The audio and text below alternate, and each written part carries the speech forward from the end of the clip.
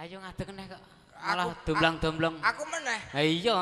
Ora apa-apa. Aja nganti lingguh. Ora apa-apa lah aku dikendangi cah ngarit ngono wae ora apa-apa. Lah iya. Gur kendangan semono nek kanggoku ora ning apa-apane. Kendangan semono dijogeti anakku karo nekeran wae iso. Ndang. Coba saiki. Alah, mbok sak modare le. Alah, gur kaya ngono wae apa?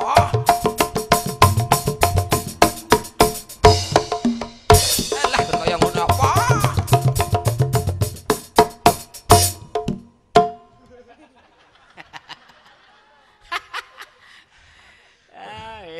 Gur kaya ngono apa? Ngono kok. Institut Seni Indonesia. Gilirane sing ndi? Ayo manut kowe kok. Oh iya. Muryani. Ya kowe ngadeg karo diduding sing ngendi.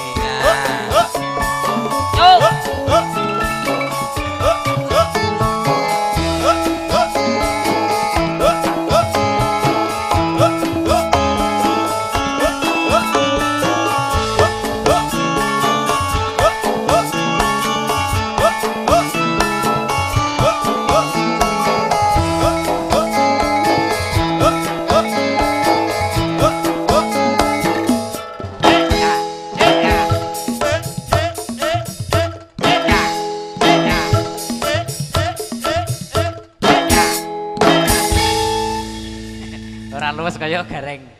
Jogetku ora luwes kaya gareng. Banget. Iya iya. Irene Cahayu. Nggih, Mas. Kados pundi Pak Bu, pun ngantuk dereng? Dereng. Tanggapke campur sari apik. Nggih. Duet, Mas. Duet, lagune apa Cahayu? Loro Asmara. Nggih, mbok menawi sak mangke wonten eyang kula, bapak-bapak kula, Kang Mas kula ingkang kagungan hobi bernyanyi utawi kirim-kirim lagu saged nyerat nah mangke badhe kula waos setunggal muga setunggal. Mboten sah ngangge duit. Ngangge duit nggih prayoga. Duit mboten penting ning butuh. Padha wae to, Mas. Muryani Tokek Sekar Mayang. Loro Asmara.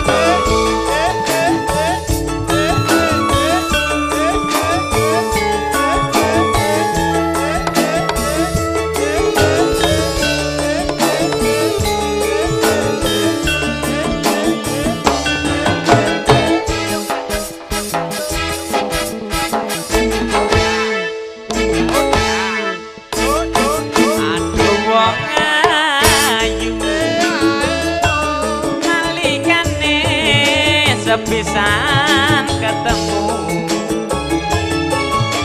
aneng kono kae nek pasar Panggul gawang-gawang angin tak laleke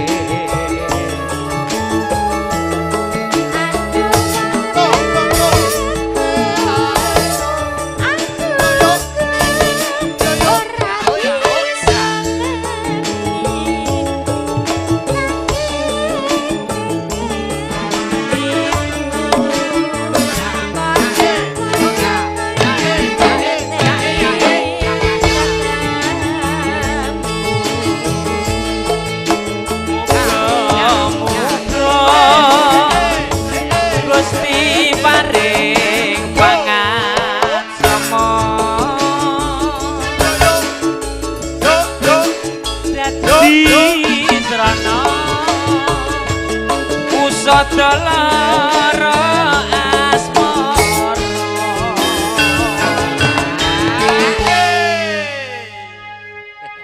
ambekan sih yo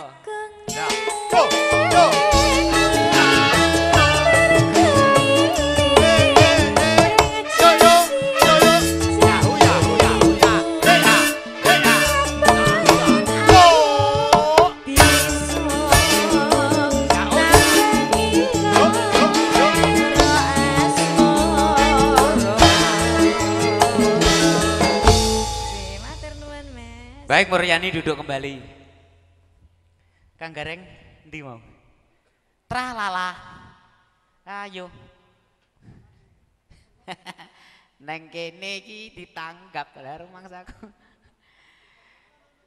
Nggih sepindah malih sugeng dalu lan sugeng rawuh dumateng kadang-kadang ingkang saking semanu berduyun-duyung banyak sekali.